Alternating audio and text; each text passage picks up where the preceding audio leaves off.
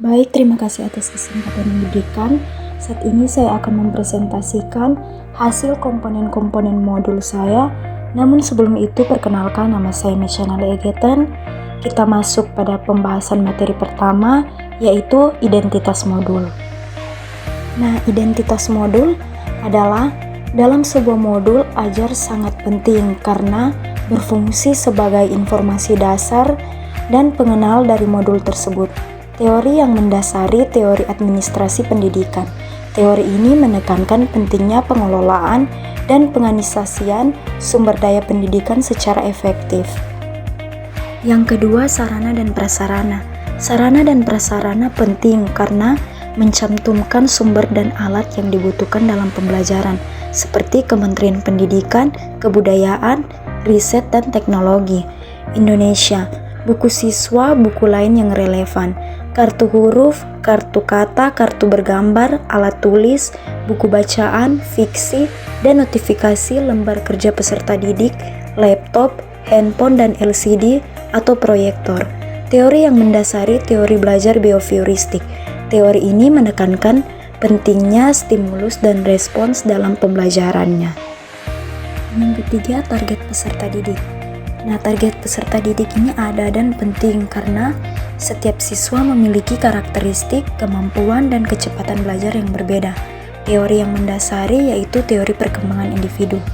Teori perkembangan individu, teori ini mengakui bahwa setiap individu berkembang secara unik dan memiliki karakteristik yang berbeda. Perbedaan ini meliputi aspek kognitif, afektif, dan psikomotor. Yang keempat, model pembelajaran. Nah, model pembelajaran teks ini penting untuk kebutuhan individu karena setiap peserta didik memiliki gaya belajar, preferensi, dan kebutuhan yang berbeda.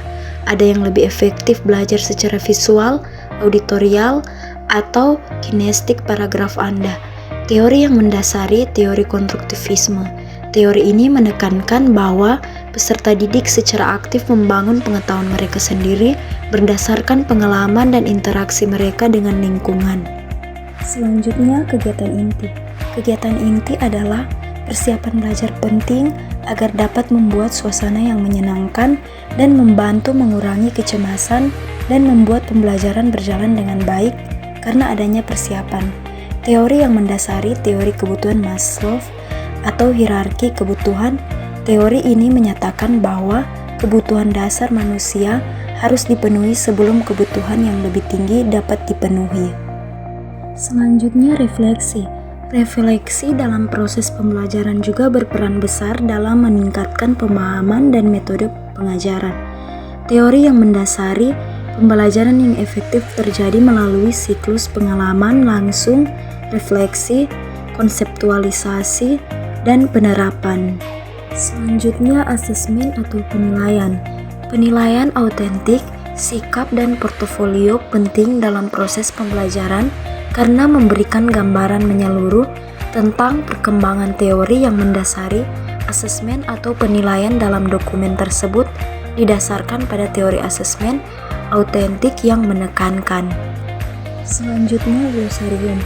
Mengenal sejarah dan tokoh-tokoh daerah tempat tinggal penting karena membantu peserta didik memahami akar budaya serta nilai-nilai yang membentuk identitas daerahnya.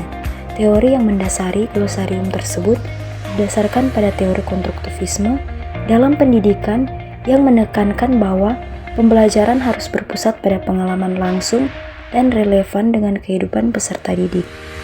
Selanjutnya, daftar pustaka.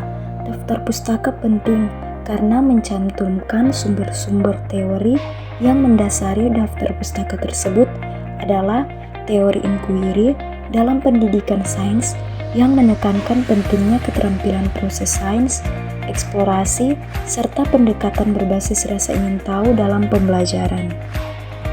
Ada juga analisis kebutuhan komponen modul untuk kognitif, afektif, dan psikomotor siswa. Yang pertama ada kognitif. Nah, kognitif adalah analisis kebutuhan komponen modul ajar IPAS SD dengan tema cerita tentang eraku atau alokasi waktu 2 jam pertemuan. Dalam aspek kognitif mencakup pemilihan materi yang sesuai dengan tingkat perkembangan berpikir siswa. Yang kedua, afektif.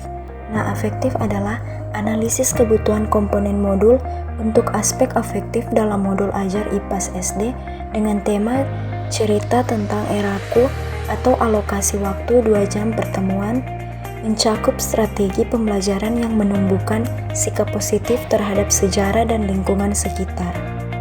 Yang ketiga, psikomotor.